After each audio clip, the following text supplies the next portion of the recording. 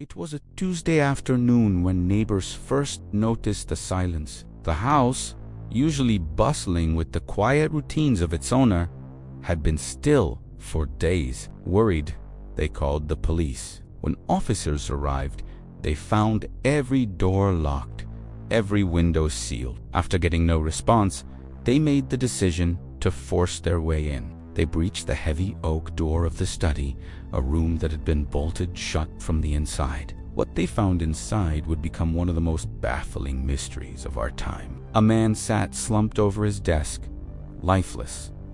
He was completely alone. The scene was eerily calm, almost staged. An open book lay beside him, a pen resting on a half-finished crossword puzzle. A teacup, still half full, sat just inches from his hand. The room was a fortress, impenetrable from the outside.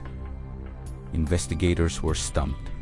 There were no signs of a struggle. The windows were not just closed, but sealed from within. The heavy study door had been secured with a thick bolt that could only be operated from the inside. They checked the floor meticulously. A fine layer of dust covered everything, disturbed only by a single set of footprints, the victim's.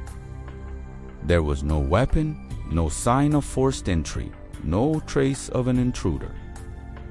Forensics came back empty. The autopsy couldn't determine a clear cause of death, ruling out any obvious trauma. They tested the tea for every known poison, but the results were negative.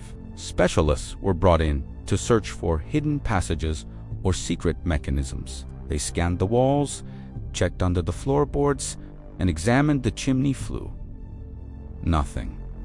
It was a perfect, hermetically sealed room. The security cameras were the next logical step. Police reviewed hours of footage from the days leading up to the discovery.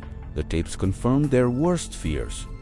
The victim had entered his house alone 3 days prior. No one else had entered. No one else had left. It was as if he had simply ceased to exist inside his own home. The case became a media sensation. Experts and amateurs alike proposed theories. Was it a rare, undetectable natural cause, a cleverly disguised suicide designed to look like a murder? Or was it something far more sinister, a poison so advanced it left no trace, administered by a killer who could walk through walls? Each theory had a fatal flaw. Suicide didn't explain the lack of a delivery method for poison. Natural death didn't explain the perfectly locked door. And the idea of an invisible killer belonged to fiction, not reality. As days turned into weeks and weeks into months, the investigation stalled. The case file grew thicker with speculation, but remained thin on facts. The mystery deepened, and the public's fascination turned to a quiet, lingering unease. The house was eventually sold, but the study was preserved by the authorities, a time capsule of an impossible event. It remains exactly as it was found that day, frozen in time.